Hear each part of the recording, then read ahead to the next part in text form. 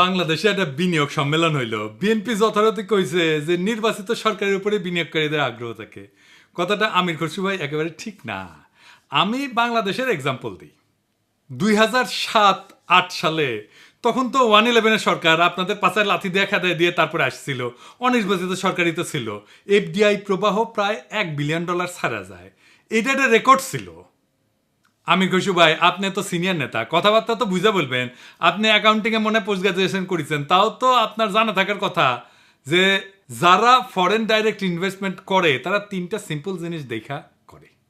এইটারে বলা হয় ডানিংস ওএলআই প্যারাডাইম অথবা একলেকটেক প্যারাডাইম।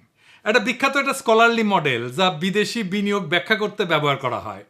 ওএলআই মানে হইতেছে ওতে ওনারশিপ অ্যাডভান্টেজ, কোম্পানির নিজস্ব প্রযুক্তি, ব্র্যান্ড, প্যাটেন্ট বা ম্যানেজমেন্ট দক্ষতা কেমন, এইটার উপরে ভিত্তি করে এই ওটা বিবেচনা করা হয়। এল হচ্ছে লোকেশন অ্যাডভান্টেজ, যে নির্দিষ্ট দেশের মানে যে দেশে বিনিয়োগ করতে যাচ্ছে সে দেশের ভৌগোলিক, অর্থনৈতিক, রাজনৈতিক, সামাজিক সুবিধা কি আছে সেটা দেখে।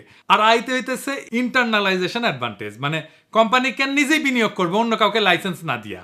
তো এই মডেলটা দিয়ে ব্যাখ্যা করা যায় যে কেন এফডিআই আসবে, বিনিয়োগ কেন করবে, কিসের ভিত্তিতে বিনিয়োগ করবে। আপনি যে লোকেশন অ্যাডভান্টেজ, এই লোকেশন অ্যাডভান্টেজ অংশের মধ্যে খেয়াল করলে দেখবেন যে রাজনৈতিক স্থিতিশীলতা গুরুত্বপূর্ণ, নির্বাচিত সরকার আছে কিনা সেটা গুরুত্বপূর্ণ না। আওয়ামী লীগ যে 173 দিন হরতাল করেছিল আপনাদের আমলে, বিএনপির আমলে, সেটা তো নির্বাচিত সরকারই ছিল। কেন করেছিল এবার বুঝেছেন তো? আর আপনাদের যে চুষ্টি ছিল আওয়ামী লীগ এতদিন, যে আপনারা ঈদের পরে তীব্র আন্দোলনের হুঙ্কার দিতেন, কেন দিতেন বুঝেছেন তো? আপনারা এই দেখায় 173 দিন হরতালে বিদেশি বিনিয়োগে কি ক্ষতি হয়েছিল, কি সারা গেছিল। এই 173 দিন হরতালের এফডিআই আসছিল কতদিন জানেন? 91 থেকে 96 খালেদা জিয়ার আমলে। 91 আনুমানিক আসছিল 20 থেকে 30 মিলিয়নের মতো মাত্র। 95টা বাইরে 100 মিলিয়নের কিছু বেশি হয়েছিল, গড়ে 50 থেকে 80 মিলিয়ন আসছিল বছরে, কিছুই না। এবার তুলনা দিয়ে আওয়ামী লীগ আমলের সাথে 96-2001 আওয়ামী লীগ আমলে এফডিআই আসছিল গড়ে 200 থেকে 300 মিলিয়নের মতো। বুঝেছেন তো? কিছু ছিলেন এবং আপনাদের নির্বাচিত সরকার ছিল, তো কেন তখন এফডিআই আসে নাই? ব্যাখ্যা দেন এটার। তাই আমির খসরু ভাই, এমন কিছু কইেন না যেটা আপনি ডিফেন্ড করতে পারবেন না, যেটা বললে মনে হবে যে বিষয়টা নিয়ে আপনার কোনো গভীর বোঝাপড়া নাই। তো বিনিয়োগ সম্মেলন নিয়ে আমি বাকশালীদের পুচ্ছে আগুন ধরবে, ধরাটাই স্বাভাবিক। দেশের উপকার হইলে, দেশ আগায় গেলে তো ওদের সমস্যা। কিন্তু মনে হচ্ছে বিএনপির নয় বুদ্ধিজীবীদের ভালো লাগে নাই যে এমন একটা সফল সম্মেলন হইলো। তো দেখলাম ডাক্তার জাহেদ খুব তুচ্ছ-তাচ্ছিল্য করে একটা ভিডিও করেছে যে বাংলাদেশে কে বিনিয়োগ করবে, গ্যাস নাই, পাওয়ার নাই, রিজার্ভ নাই, ইত্যাদি ইত্যাদি মেলা কিছু। আর কি বলবো, ডাক্তার জাহেদ যদি সবকিছু নিয়ে মতামত দিতে যায় তাহলে তো মুশকিল। বিজনেসটা রাজনীতি না ডাক্তার জাহেদ, এটা একটা স্পেশালাইজ স্কিল। আমি ভাবছিলাম যে বাংলাদেশ কোথায় যাবে, যে কথা আশিক বলিছে সেটা আরো স্পষ্ট করব, কিন্তু আমার মনে হইতেছে যে ডাক্তার জাহেদের কথার উত্তর দেই। তার আগে আরেকটা কথার উত্তর দেওয়ার দরকার আছে, কারণ আবার আজকে দেখলাম যে 2 সাংবাদিক, এক ডাবল ড্রপ আউট আর এক অনুসন্ধানী, আবার সেই অনুসন্ধানীর পোস্ট শেয়ার দিয়েছে আর এক বিশিষ্ট বিজ্ঞ বিরিয়ানির দোকান থেকে চান্দা নেওয়া পাবলিক। তারা কইছে যে ইজ অফ ডুইং বিজনেস নাকি ভালো না বাংলাদেশে, তাই এসব কইরা বিনিয়োগ আসবি না, বিনিয়োগ ওখানে কথা শুনলে আসবি। হ্যাঁ, আরো কিবা মেলা কিছু কইছে, ইংরেজি যেহেতু কইছে তাহলে ঠিকই কইছে। তাই হয়েছে কি, বাংলাদেশের সাংবাদিকদের কারো কারো হারকিউলিস হওয়ার শখ জাগে। মানে সে সবার তো বেশি বুঝে, মহাকাশ বিজ্ঞান থেকে ফিলোসফি, কৃষি থেকে শিল্প, বাণিজ্য থেকে সমাজবিজ্ঞান, ডাক্তারি থেকে প্রকৌশল, রাজনীতি থেকে রাষ্ট্রনীতি, কূটনীতি, কোনো কিছুই তাদের জ্ঞান থেকে বাদ যায় না। খালি নিজের প্রাতিষ্ঠানিক লেখাপড়াটা শেষ করতে পারে না আর কি। হ্যাঁ, আর নিজের ভিতরের অন্তঃসার, শূন্যতা, মূর্খতা আর অসভ্যতা মাঝে মাঝে ফসাদ কইরা বের হয়ে যায়। ভিন্ন ধর্মের মানুষকে কাফের বইলা গালি দেয়, ওর বস্ত কাফের একটা। আমার কাছে থেকে একটা জিনিস আমাকে মেলা রিকোয়েস্ট করে মেল দিছিল ওর বসের কপি দিয়া, তাই ওর বসের নাম জানি, ওর বস তো কাফের, ওর হিসাবেই কাফের। তো ওই বসের কথা উঠে বসে কেন? ওই লন্ডনে থাকি বা কেন? ওটা তো কাফেরের দেশ। মানিক বন্দ্যোপাধ্যায় ইনকা মানুষের জন্য প্রাগৈতিহাসিক বলে একটা গল্প লিখেছিল। গল্পটা কি, এটা মজার গল্প, এটা কয়নি। আর ডাকাতি করতে যে আহত হয়ে লুলা হয়ে যায়, নাম ভিকু। তারপরে ভিক্ষা করা ধরে। এই যে কচু খেতে যেমন মোটা আজিজের সাথে ব্যবসা করতে গিয়ে ধরা খেয়েছিল না, তারপরে অনুসন্ধানে চাজিয়েছে, তার সাথে মিল আছে কলে। তো ওই একই জায়গা এক স্বামী স্ত্রী ভিক্ষা করে। ওই ভিখারি মাইয়া, ওই যে স্ত্রী, তার নাম পাসি, ওর পায়ে একটা পচা ঘা আছে, সেটা হইতেছে ওর সম্পদ, ওইটা দেখায় ভিক্ষা নেয়। তো ওই যে অনুসন্ধানী সাইজা কিছু জিনিসপত্র কাছ থেকে বাগায় নেয় না, মানুষের কাছাকাছি যে বাগায় নেয়, ওইটাই তার সম্পদ আর কি।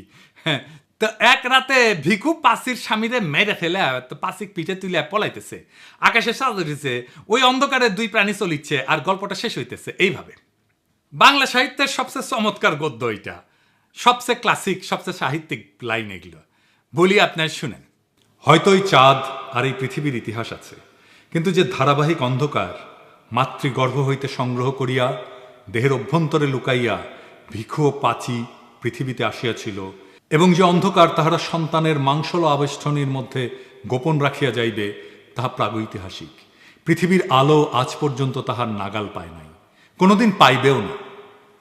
এই যে অনুসন্ধানী যে ধারাবাহিক অন্ধকার নিজের মাংসল আবেষ্টনীর মধ্যে লুকাইয়া পৃথিবীতে আসিয়াছিল, লন্ডনের আলো তাহার নাগাল পায় নাই, কোনোদিন পাইবেও না। যাই হোক, কচু খেতে ইংরেজির যেটা কইছে সেটা কি ঠিক আছে? ঠিক কইছে।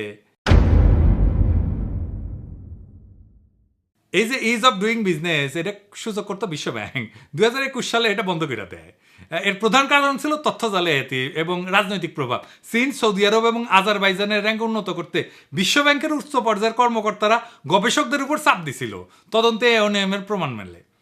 তো তারপরে বিশ্বব্যাংক এই সিদ্ধান্ত নিয়ে 2021 সালে এটা বন্ধ করে দেয় এবং নতুন একটা সূচক তৈরির উদ্যোগ নেয়। নতুন সূচকটা কি? নতুন সূচক হইতেছে বিজনেস রেডি, এটাকে বি রেডি বলে। এটাও ওয়ার্ল্ড ব্যাংকের একটা সূচক। 2024 সালে বিশ্বব্যাংক চালু করে এই বি রেডি, যা ব্যবসা পরিচালনা, পরিবেশ, সক্ষমতা পরিমাপ করে। এই 10টা সূচকের মাধ্যমে এটা মূল্যায়ন করে। যেমন ধরেন ব্যবসা শুরু, কর প্রদান, চুক্তি প্রয়োগ, বৈদেশিক বাণিজ্য, শ্রম নিয়োগ, সম্পত্তি রেজিস্ট্রেশন ইত্যাদি। বাংলাদেশের অবস্থান এই বি রেডিতে কত? বিশ্বব্যাংকের নতুন বি রেডি সূচকে বাংলাদেশ 50টা দেশের মধ্যে 29তম। উইজারে দেখাইছে 5 বছরে পুরানা। হ্যাঁ, 2020 সালে বাংলাদেশের অবস্থান ছিল 190টা দেশের মধ্যে 168তম। তো 50টা দেশের মধ্যে 29তম। এটা ভালো হয়েছে না খারাপ হয়েছে? ভালো হয়েছে, অনেক ভালো হয়েছে না? তো গুগল কইরা আর বুদ্ধিজীবিতা কত? বাংলাদেশে বিনিয়োগ আসবে, বিপুল বিনিয়োগ আসবে, কারণ বিনিয়োগ ডেস্টিনেশন হিসেবে বাংলাদেশের অনেক অ্যাডভান্টেজ আছে। আগামী 5 বছরে এই দেশে আপনি চিনতে পারবেন না। আমি একটা এক্সাম্পল দিই। আপনারা জানেন আমি মার্কেটিংয়ের লোক, আমি মার্কেট অ্যাক্সেসের লোক না। কোম্পানি নতুন কোন মার্কেটে কাজ শুরু করবে সেটা যারা সিদ্ধান্ত নেয়, এটা হইতেছে মার্কেট অ্যাক্সেসের লোক। আমার কোম্পানিগুলো বাংলাদেশে আসছে, মানে আমি যার জন্য কাজ করি, আমি যেটি চাকরি করি, আমার কোম্পানিগুলো কি কি জানেন তো? আমি যেটা গ্লোবাল মেডিকেল রিলেশনসে কাজ করি, অনেকে ভাবে আমি কসমেটিক্স নিয়ে কাজ করি। আমি কাজ করি ভিসি ল্যাবরেটরিজ, সেরাবে, স্কিনসিউটিক্যালস, লারোসপোজে আর স্কিন বেটার সায়েন্স নিয়ে। এই 5টা কোম্পানি আসছে, 5টা বাংলাদেশে। কত চাকরি হবে চিন্তা করেন। আমার এই টিমে রাখিছে যারা কাজ করিচ্ছে এটা নিয়ে। তো এই মার্কেট অ্যাক্সেস নিয়ে পড়াশোনা করার লাগিচ্ছে, পুরে পুরে বোঝা লাগিচ্ছে এই জিনিসটা কি। তো আর বাংলাদেশ কেন একটা অ্যাট্রাক্টিভ ডেস্টিনেশন তা বুঝতে পারছি। প্রথমে বলে নিই, সব শিল্পে, সব বিনিয়োগে কি এনার্জি বা বিদ্যুতের প্রয়োজন হয়, ডাক্তার জাহেদ? ইনফ্যাক্ট আগামী সম্পদ সৃষ্টি হবে এমন খাত থেকে যেখানে বিদ্যুতের প্রয়োজন বেশি নাই। এটা নিয়ে একটু পরে বিস্তারিত আলাপ করব, আলাপটা খুব ইন্টারেস্টিং হবে। আগে অন্য একটা জিনিস দেখে নিই, বাংলাদেশে কেন বিনিয়োগ করবে প্রতিবেশী দেশের তুলনায় একজন বিনিয়োগকারী? আপনি যদি বিনিয়োগকারী হইতেন তাইলে আপনি কি করতেন? আসেন এটা একটু বুঝে দেখি। বাংলাদেশে কর ছাড়ের দীর্ঘমেয়াদ আছে। বাংলাদেশে প্রায়োরিটি সেক্টর যেটা নবায়নযোগ্য শক্তি, আইসিটি, ফার্মাসিউটিক্যাল 10 বছর করমুক্ত সুবিধা পায়। ভারত পাকিস্তানে সর্বোচ্চ 3 থেকে 10 বছর সেক্টর ভেদে। 2 নম্বর, রপ্তানিতে উচ্চ নগদ প্রণোদনা আছে। সফটওয়্যার রপ্তানিতে 20% নগদ প্রণোদনা, ভারতে 0.5 থেকে 4.3%, পাকিস্তানের 1 থেকে 5%। এসিজেড যেটা, সেখানে 100% বিদেশি মালিকানা সম্ভব বাংলাদেশে। কোনো স্থানীয় পার্টনারের প্রয়োজন নাই। ভারতের নির্দিষ্ট সেক্টরে নিষেধাজ্ঞা আছে। নারী কেন্দ্রিক প্রণোদনা, 10% নারী কর্মী নিয়োগে 20% কর রেয়াত পাওয়া যায়। প্রতিবেশী দেশগুলোর মধ্যে বাংলাদেশই কেবল এই সুবিধা দেয়। গ্রিন এনার্জিতে বিশেষ সুবিধা, সোলার প্যানেল আমদানিতে 50% ভ্যাট ছাড়, নবায়নযোগ্য প্রকল্পে 10 বছর করমুক্ত। ভারত পাকিস্তানের ট্যাক্স হলিডে কম। আমরা তো জানি বন্ডেড ওয়্যার হাউসের সুবিধা আছে, রপ্তানিমুখী শিল্পের জন্য কাঁচামাল আমদানি শুল্কমুক্ত। ভারতে এটা আছে, কিন্তু খুবই জটিল প্রক্রিয়া। শ্রম খরচ সাশ্রয়ী, ন্যূনতম মজুরি বাংলাদেশে $120 মাসে, ভারতে $220 মাসে, পাকিস্তানে $150। এসিজেড এ করের হার, এসিজেড ভিত্তিক শিল্পে কর 10 থেকে 12%, ভারতে এটা 15 থেকে 18%, পাকিস্তানে এটা 20 থেকে 30%। ফার্মাসিউটিক্যালসে যে এপিআই উৎপাদনের প্রণোদনা 10 বছর করমুক্ত, ভারতে এটা সীমিত সুবিধা। আপনি বিনিয়োগকারী হলে কই বিনিয়োগ করতেন? ইন্ডিয়ায়, পাকিস্তানে, না বাংলাদেশে? বাংলাদেশের তরুণদের আমি তাই তৈরি হইতে বলি, বাংলাদেশে কাজ খুঁজতে আসবে ইউরোপ থেকে। বাংলাদেশে এই জন্যই থামাইতে চায় ইন্ডিয়া, এই জন্যই প্রফেসর ইউনূসের সরাইতে চায় তাড়াতাড়ি আমাদের বিজ্ঞজনেরা, আমাদের পলিটিশিয়ানরা। বুঝছাও, 2025 থেকে 2041 পুরা বদলে যাবে বাংলাদেশ। কেমনে বদলাবে সেটা বলতেছি, এটা শুরুটা করে দিয়ে যাইতে হবে প্রফেসর ইউনূসকে। একটা ফাউন্ডেশন করে দিয়ে যেতে হবে। জিয়ার আমলে বাংলাদেশ কেন সমৃদ্ধি অর্জন করেছিল জানেন? জিয়া নিজে সৎ ছিলেন। প্রধান নেতা সৎ থাকলেই বাংলাদেশের জন্য একটা বড় নিয়ামত। বাংলাদেশের এলিটদের লুটপাট যদি বন্ধ হয় তাহলে দেশ আগায় যাবে। প্রধান নেতা সৎ হইলে লুটপাট বন্ধ হয়। দুনিয়াতে বাণিজ্য হয় সম্পদ সৃষ্টির জন্য। যে দেশের সম্পদ যত বেশি সে দেশ তত বেশি অর্থনৈতিকভাবে মজবুত। এই পৃথিবীর সম্পদ তৈরি এখন স্টিল বা সিমেন্টের উপর দাঁড়ায় তৈরি হয় না, ডেটা বা আইডিয়ার উপর দাঁড়ায় তৈরি হয়। 2025 থেকে 2041 এই সময়টা বাংলাদেশের জন্য ট্রানজিশনের যুগ। আমাদের এই সময় বাংলাদেশকে পুরা বদলাই দিতে হবে। কিভাবে বদলাবো? আমরা ব্যবসা বাণিজ্যের গ্লোবাল ট্রেন্ডকে বুঝা সেই ঢেউয়ের উপরে উঠে বসবো। শুধু অনুসরণ করলে হবে না, ট্রেন্ড সেটার হইতে হবে। চলেন এক আলাদা লেন্সে দেখি কেমনে আমরা বাংলাদেশের ইকোনমিক চেহারা বদলাই দেব। ডাক্তার জাহেদের প্রশ্নের উত্তর এখানে পাবো। আলোচনাটা জটিল মনে হইতে পারে, অসুবিধা নেই, সেলসালায়া বুঝে যাবেন। গ্লোবাল ইকোনমির 67% এখন সেবা। কিন্তু সেবা শব্দটা একটু বোঝা মুশকিল। বাংলাদেশে আমি এটা বলি যে এক্সপিরিয়েন্স ইকোনমি। এক্সপিরিয়েন্স ইকোনমিতে আমরা খুব সহজে ঢুকে পড়তে পারবো। কিভাবে? প্রথমে ধরেন আমরা ডিজিটাল নমাড হাব করব। নামটা অদ্ভুত লাগতেছে, হ্যাঁ, আসেন এটা বুঝে দেখি ডিজিটাল নমাড হাব কি। ডিজিটাল নমাড হাব হইলে এমন একটা জায়গা, সেটা শহর হইতে পারে, গ্রাম হইতে পারে, নির্দিষ্ট স্থান হইতে পারে, যেখানে বিশ্বের বিভিন্ন দেশ থেকে আসা ডিজিটাল নমাডরা একসাথে কাজ করবে, বসবাস করবে। তো ডিজিটাল নমাড মানে কি? মানে হচ্ছে সেই সব মানুষ যারা ইন্টারনেটের মাধ্যমে অনলাইনে কাজ করে এবং এক জায়গা থেকে বিভিন্ন দেশে ঘুরে ঘুরে কাজ করে। আমাদের ফ্রিল্যান্সাররা শুধু অনলাইনে কাজ করে, কিন্তু এরা যদি বিভিন্ন জায়গায় ঘুরে ঘুরে কাজ করতো, বিভিন্ন দেশে ঘুরে ঘুরে কাজ করতো, তাহলে তারা হয়ে যেত ডিজিটাল নমাড। এরকম ডিজিটাল নমাড অনেক আছে। তো ডিজিটাল নমাড হাবের বৈশিষ্ট্য কি? এটা দ্রুত ইন্টারনেট থাকতে হয়, সহজে ভিসা বা স্টে পারমিট পাইতে হয়। অনেক দেশ ডিজিটাল নমাডদের জন্য স্পেশাল ভিসা অফার করে। কোয়ার্কিং স্পেস থাকতে হয়, যেখানে সবাই একসাথে বসে কাজ করতে পারে, কম খরচে থাকা খাওয়া, যাতে বিদেশি কর্মীরা স্বাচ্ছন্দ্যে থাকতে পারে, কমিউনিটি তৈরি করতে পারে, বিভিন্ন দেশ থেকে আসা মানুষের সাথে বন্ধুত্ব এবং যোগাযোগ হয়। আছে কি এরকম ডিজিটাল নমাড হাব? আছে। বালিতে আছে, ইন্দোনেশিয়ায়, চিয়াংমায়ে আছে, লিসবনে আছে, পর্তুগালে, বা তবিরিজিতে আছে, জার্জিয়া। এই সমস্ত জায়গা ডিজিটাল নমাড হাব হিসেবে পরিচিত। অনেক লোকজন যায় ওখানে। আমরা কোথায় ডিজিটাল নমাড হাব করতে পারি? সুন্দরবনে করতে পারি, কক্সবাজারে করতে পারি। কক্সবাজার শুধু সমুদ্র সৈকত না, আমরা স্মার্ট ওয়ার্ক স্টেশন রিসোর্ট করতে পারি, হাই স্পিড ইন্টারনেট করতে পারি, কোয়ার্কিং স্পেস দিতে পারি, ই ভিসা দিয়ে বাংলাদেশে বিশ্বের ফ্রিল্যান্সারদেরকে আকর্ষণ করতে পারি। আর কি করা যায় সার্ভিস সেক্টরে? হিউম্যান এআই কোলাবোরেশন করতে পারি। গার্মেন্টস শিল্পে এআই ডিজাইন টুলসের সাথে স্থানীয় কারিগরদের ক্রাফটম্যানশিপ জুড়ে দিয়ে বাংলাদেশি টেক্সটাইল প্যাটার্ন বিক্রি করতে পারি মার্কেট প্লেসে, ডিজিটাল মার্কেট প্লেসে। আর কি করতে পারি? কৃত্রিম বুদ্ধিমত্তার জন্য বা এই আর্টিফিশিয়াল ইন্টেলিজেন্সের জন্য artificial intelligence ethical training data তৈরি করতে পারি। এটা আবার কি? কৃত্রিম বুদ্ধিমত্তার জন্য এআই ট্রেনিং ডেটা লাগে, এথিক্যাল ট্রেনিং ডেটা। কারণ এআই যেভাবে শেখে তার ভিত্তি হলো ট্রেনিং ডেটা। স্কুলে পড়ার মতো বা কলেজে পড়ার মতো। এই ডেটা যদি পক্ষপাত দুষ্ট হয়, অসম্পূর্ণ হয়, সাংস্কৃতিকভাবে অসংবেদনশীল হয়, তাহলে আর্টিফিশিয়াল ইন্টেলিজেন্সের সিদ্ধান্ত হবে ত্রুটিপূর্ণ, বৈষম্যমূলক বা ক্ষতিকর। এই এথিক্যাল ট্রেনিং ডেটার ন্যায্যতা নিশ্চিত করে। সব ধরনের মানুষকে, সব ধর্ম, ভাষা, লিঙ্গ, সংস্কৃতি, জাতিগত পরিচয়ের ভিত্তিতে যেন বৈষম্য না হয় সেই চেষ্টা করে। সংস্কৃতির প্রতি সম্মান জানায়। যখন এআই বিভিন্ন ভাষা বা সংস্কৃতির সাথে কাজ করে তখন সেই সবে সঠিক ব্যাখ্যা এবং প্রেক্ষাপট জানা দরকার, নাহলে ভুল অর্থ বা অপমানজনক ফলাফল আসতে পারে। বিশ্বাসযোগ্যতা, মানুষ তখনই এর উপরে আস্থা রাখতে পারে যখন তারা দেখবে এর ফলাফলে ন্যায্যতা, সহানুভূতি আছে, নৈতিকতা আছে। এথিক্যাল ডাটা সেই ভিত্তিটা কইরা দেয়। আইনি আর সামাজিক ঝুঁকিও কমা যায়। অনেক দেশে এখন এআই নৈতিকতা এবং জবাবদিহিতা নিয়ে আইন তৈরি হইতেছে। এথিক্যাল ডাটা ব্যবহার করলে ভবিষ্যতের আইনি জটিলতা এড়ানো যাবে। আর কি? স্থানীয় দক্ষতার মূল্যায়ন। বিভিন্ন ভাষা, সংস্কৃতি, ধর্ম এই সমস্ত বোঝার জন্য কাজের সুযোগ তৈরি হয়। যেমন বাংলা ভাষা, লোকজ সংস্কৃতি, এই সমস্ত লেবেলিংয়ে বিশেষজ্ঞরা আন্তর্জাতিকভাবে কাজ করতে পারেন। যারা কোরআনের তাফসির জানেন তারা কোরআনের তাফসির বলতে পারেন বাংলায়।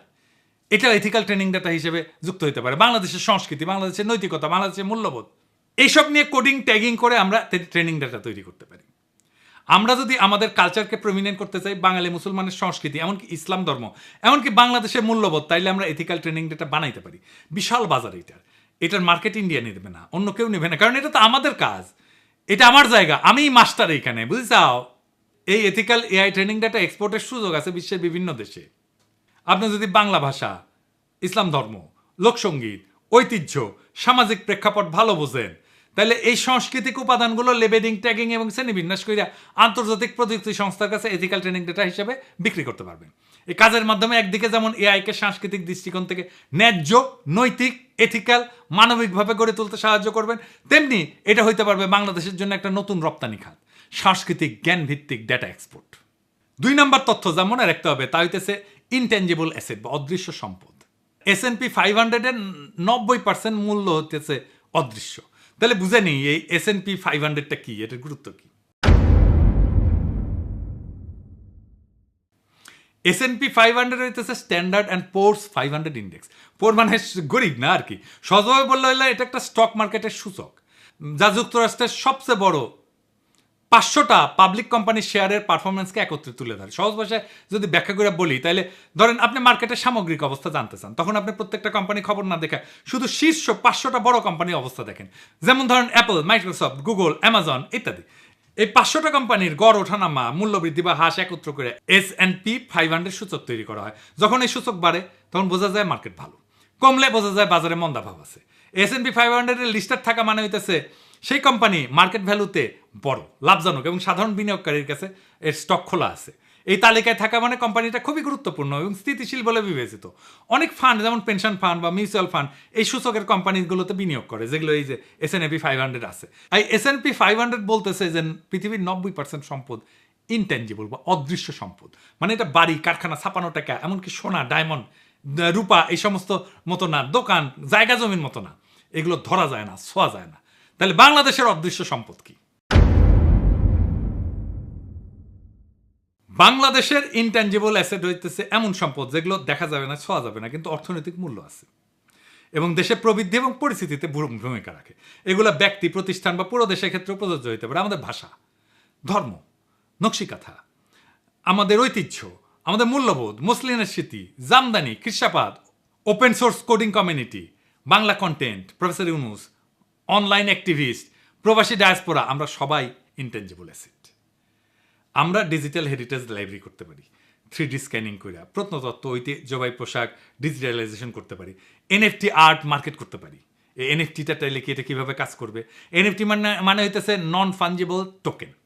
এইটার আর্ট তৈরি করা একটা দুর্দান্ত উপায় দেশের সংস্কৃতি, ঐতিহ্য, ব্র্যান্ড ভ্যালু বিশ্ববাজারে তুলে ধরা। এটা শুধু অর্থ উপার্জনের জন্য না, বরং জাতীয় পরিচয়কে গ্লোবাল করার একটা স্মার্ট মাধ্যম।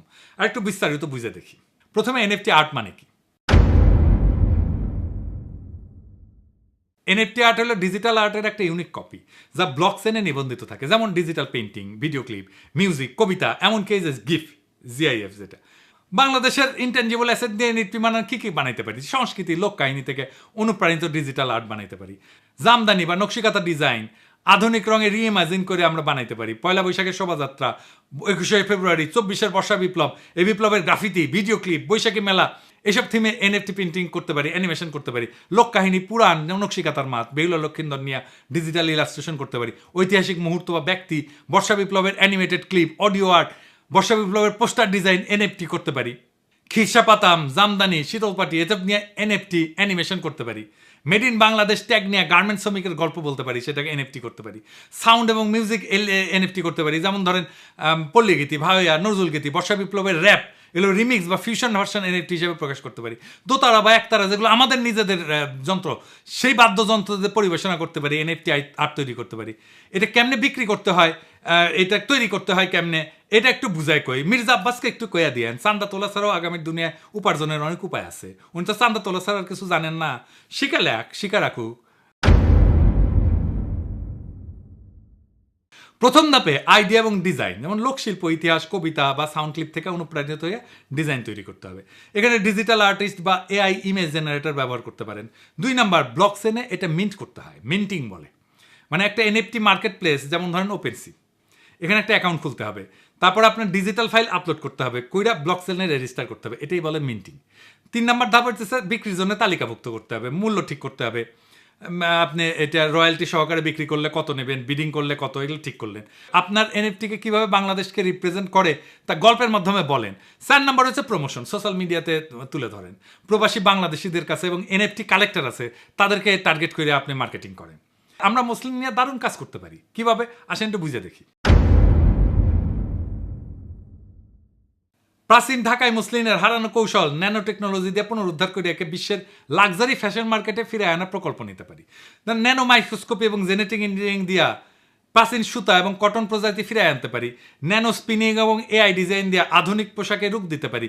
গুচি বা প্রাদা এরকম বিখ্যাত ব্র্যান্ড যেগুলোর সাথে সাথে পার্টনারশিপ করে এক্সক্লুসিভ কালেকশন তৈরি করতে পারি। স্টোরি টেলিং এবং হেরিটেজ ব্র্যান্ডিং দিয়ে উচ্চ মূল্যের বাজারে প্রবেশ করতে পারি।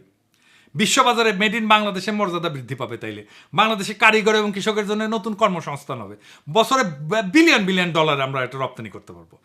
এক কথায় মসলিনের ইতিহাসকে ভবিষ্যতের প্রযুক্তিতে গাইথা বিলিয়ন ডলারের ইন্ডাস্ট্রি করতে পারি আমরা এখান থেকে। 3 নাম্বার তথ্য মনে রাখতে হবে, তা হইতেছে ক্রস ইন্ডাস্ট্রি ইকোসিস্টেম। সেটা আবার কি তথ্য মনে রাখতে হবে? সেটা হইতেছে 30% গ্লোবাল রেভিনিউ এই ক্রস ইন্ডাস্ট্রি থেকে আসে। কিরকম? যেমন ধরেন টেলিমেডিসিন, এটা ক্রস ইন্ডাস্ট্রি ইকোসিস্টেম। মেডিসিনের সাথে আইটি একসাথে মিলে টেলিমেডিসিন। এইরকম কি কি হইতে পারে আর দেখি আসেন। বাংলাদেশে কৃষি এবং টেকনোলজিকে জোরে লাগায় ভার্চুয়াল ফার্মিং করতে পারি। বাংলাদেশে গ্রামের কৃষকেরা মেটাভার্সে তাদের জমির ডিজাইন টুইন বানাবে। আইওটি সেন্সর দিয়া রিয়েল টাইম ডেটা দেখা বিদেশি ইনভেস্টররা এই ফসল কিনতে পারবে। তারপরে স্মার্ট ফিশারিজ ব্লকচেন করতে পারি। ইলিশের সাপ্লাই চেন ট্র্যাক করতে ব্লকচেন ব্যবহার করতে পারি। ইউরোপের সুপার মার্কেটে স্ক্যান করলে ইলিশ মাছে ভোক্তা দেখবে যে কোন মাছের নৌকা থেকে কোন সময় কত তারিখে ধরা হয়েছিল এই ইলিশ, কোন নদীতে ধরা হয়েছিল। আর কি করা যায়? ক্লাইমেট স্মার্ট ভিলেজ করতে পারি। কি সেটা? ধরুন সুন্দরবন সংলগ্ন গ্রামগুলোকে কার্বন নিউট্রাল ট্যুরিজম জোন বানানো যায়। ট্রাভেলাররা যারা আসবে টোকেন কিনবে, গ্রিন টোকেন কিনবে, তারা কার্বন অফসেট করতে পারবে। এটা আবার কি? গ্রিন টোকেন কি? কার্বন অফসেট কি? কার্বন অফসেট টোকেন হইতেছে টুরিস্টরা যখন বাংলাদেশে ভ্রমণ করবে তাদের ফ্লাইট, গাড়ি, হোটেল ইত্যাদি থেকে নির্গত হয় নির্দিষ্ট পরিমাণ কার্বন ডাইঅক্সাইড। এই কার্বন ডাইঅক্সাইড নির্গত হওয়ার জন্যই পৃথিবীর উষ্ণতা বাড়ে। সেই জন্য যে ঝড়, ঝঞ্ঝাপ, জলোচ্ছ্বাস, বন্যা, দাবানল এগুলো তৈরি হয়। পৃথিবীর পরিবেশ নষ্ট হয়ে যায়। কার্বন নিঃসরণ কমাইতে পারলে এগুলো কমে যাবে। দেখেন না, বন্যা হইতেছে, গরম কত, এগুলো কমে যাবে, পৃথিবীর উষ্ণতা কমবে। তো এই কার্বন নিঃসরণকে পাপ হিসাবে দেখা হয় পশ্চিমে। আমাদের এই পশ্চিমের পাপ বোধকে কাজে লাগাইতে হবে। তারা বাংলাদেশে আসলে একটা গ্রিন টোকেন কিনবে, সে পাপকে মুছতে পারবে। মানে এটার অর্থ হইলো যে তারা এই গ্রিন টোকেনের যেটা দাম তার সমপরিমাণ অর্থ দিল, যা এমন একটা প্রজেক্টে দিল যে প্রজেক্ট যতখানি কার্বন সে উৎপন্ন করে আসছে সেই পরিমাণে কার্বন শোষণ বা হ্রাস করবে। সদ্ভুত। এই টোকেনের বিনিময়ে কি করতে পারি? টাকা দিয়ে আমরা সুন্দরবনে আশেপাশে গাছ লাগাতে পারি, কার্বন টানবে। সৌরবিদ্যুৎ বসাতে পারি, কার্বন টানবে। বায়ো টয়লেট তৈরি করতে পারি, ইকো ট্যুরিজম করতে পারি। প্রত্যেকটা টোকেন ট্র্যাকযোগ্য হবে ব্লকচেনের মাধ্যমে, মানে কেউ জালিয়াতি করতে পারবে না। তো ট্রাভেলারের লাভ কি? যে আসবে তার লাভ কি এই গ্রিন টোকেন কিনে? 1 নম্বর লাভ হইতেছে পরিবেশ বান্ধব পর্যটক হিসেবে আন্তর্জাতিক সার্টিফিকেট বা ব্যাচ পাবে। এটা কর্পোরেট সিএসআর বা ব্যক্তিগত সোশ্যাল প্রোফাইলে কাজে লাগবে। খুব দামি জিনিস এটা। পশ্চিমে অনেক দেশ কার্বন অফসেট টুরিস্টের জন্য ট্যাক্স বেনিফিট পাওয়া যায়, ইউরোপে তো পাওয়া যায়। ইকো ফ্রেন্ডলি ট্রাভেলার লেভেল দিয়ে তারা অন্যদের তুলনায় বেশি সম্মান সুযোগ পাবে, ডিসকাউন্ট পাবে, এক্সক্লুসিভ ট্যুর পাবে। বাংলাদেশের লাভ কি? বিদেশি টাকা ঢুকবে গ্রামীণ পরিবেশ প্রকল্পে, সরকারের কোনো খরচা ছাড়াই। স্থানীয় মানুষ গাছ লাগাবে, ইকো ট্যুর গাইডিং করবে, গ্রিন হোটেল ম্যানেজমেন্ট করবে, কাজ পাবে। সুন্দরবনে উপকূলীয় এলাকা জলবায়ু সহনশীল হবে, ক্লাইমেট রেজিলিয়েন্ট বলি আমরা, সেটা হয়ে উঠবে। আন্তর্জাতিক পর্যায়ে বাংলাদেশ গ্রিন ট্যুরিজম ব্র্যান্ডিং তৈরি হবে, যা আরও ট্যুরিস্ট এবং ইনভেস্টর টানবে। আর কি করা যায়? এডুকেশনের রেভলিউশন করা যায়, স্কিল স্টক এক্সচেঞ্জ করতে পারি। সেটা কি? শিক্ষাকে এখন আর শুধু সার্টিফিকেটের জন্য না, ভবিষ্যতের ইনভেস্টমেন্ট হিসেবে ভাবা দরকার। কেউ যদি নতুন স্কিল শিখে, যেমন ধরেন কোডিং শিখলো, ইংরেজি শিখলো, সেই স্কিলের ভিত্তিতে সে অর্থনৈতিক সুবিধা পাইতে পারে। যেমন ক্ষুদ্র ঋণ বা চাকরির সুযোগ। মাইক্রো লার্নিং অ্যাপ থাকবে, এখানে রিক্সা চালক, গৃহিণী, কৃষক সবার জন্য সহজ ভাষায় 5 মিনিটের ভিডিও লেসন থাকবে। বাস্তব ভিত্তিক স্কিল যেমন বেসিক কোডিং, দৈনন্দিন ইংরেজি, ডিজিটাল লেনদেন এসব শিখবে। প্রত্যেকটা কোর্স শেষে পাওয়া যাবে ডিজিটাল ব্যাচ, যা হবে স্কিলের প্রমাণ। এই ডিজিটাল ব্যাচ জমা দিয়া লোকজন ক্ষুদ্র ঋণ নিতে পারবে বা স্বল্প মেয়াদে কাজ নিতে পারবে। এটা স্কিল প্রোফাইল তৈরি হবে তার, যা ব্যাংক, এনজিওর কাছে একজন ব্যক্তির স্কিল ক্রেডিট হিস্ট্রি হিসেবে কাজ করবে। এইভাবে শিক্ষাকে আমরা ইনভেস্টমেন্ট হিসেবে ব্যবহার করতে পারি, যেখানে শেখা মানে শুধু জ্ঞান না, আয়ের পথ খুলে যাবে। আর কি করা যায়? গেমিফাইড ভোকেশনাল ট্রেনিং করা যায়। সেটা আবার কি? গার্মেন্টস কর্মীদের জন্য আধুনিক প্রশিক্ষণ পদ্ধতি। প্রথাগত ট্রেনিং তো একঘেয়ে, সময় সাপেক্ষ। তাই গার্মেন্টস কর্মীদের প্রশিক্ষণকে ইন্টারেক্টিভ গেমের মতো বানায় ফেলা যায়, যাতে শেখাটাই হয়ে যায় মজার এবং কার্যকর একটা জিনিস। কিভাবে করা যায়? ভার্চুয়াল রিয়েলিটি এর সাথে মোবাইল সাইমুলেশন এক করতে হবে। গার্মেন্টসের মেশিন, সেলাই, কাটিং, প্রেসিং এগুলো শেখানো হবে ভার্চুয়াল পরিবেশে। ভার্চুয়াল রিয়েলিটি হেডসেট দিয়ে সাধারণ মোবাইল অ্যাপেই 360 ডিগ্রি ভার্চুয়াল ট্রেনিং করা সম্ভব। ব্যবহারকারীরা মনে করবে যে তারা বাস্তবে মেশিন চালাইতেছে, কাজ শিখতেছে। প্রত্যেকটা মডিউল শেষ করলে পয়েন্ট পাবে, লেভেল আপ হবে, ডিজিটাল ব্যাচ পাওয়া যাবে। সঠিক সময় কাজ করলে পারফেক্ট স্কোর, ভুল করলে ফিডব্যাক। বন্ধুবান্ধবদের সাথে স্কোর তুলনা করার সুযোগ থাকবে, ফলে প্রতিযোগিতা এবং আগ্রহ বাড়বে। রিওয়ার্ডস থাকবে এবং যেটা বাস্তব সংযোগ থাকবে। পয়েন্ট জমা হলে তার রূপান্তরিত হবে বাস্তব সুবিধায়, যেমন প্রশিক্ষণের সার্টিফিকেট, পদোন্নতির সুযোগ, কর্মদক্ষতার ভিত্তিতে বোনাস বা ইনসেন্টিভ।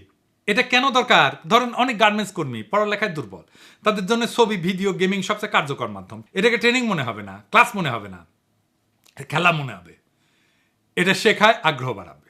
আপনি সেফটি বলেন, প্রোডাক্টিভিটি বলেন, কোয়ালিটি বলেন, সবকিছুতে এটা দিয়ে উন্নয়ন করতে পারবেন।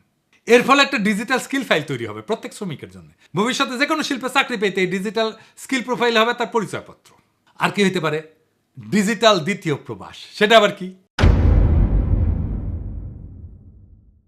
আমরা মেটাভার্স এমবেসি খুলব।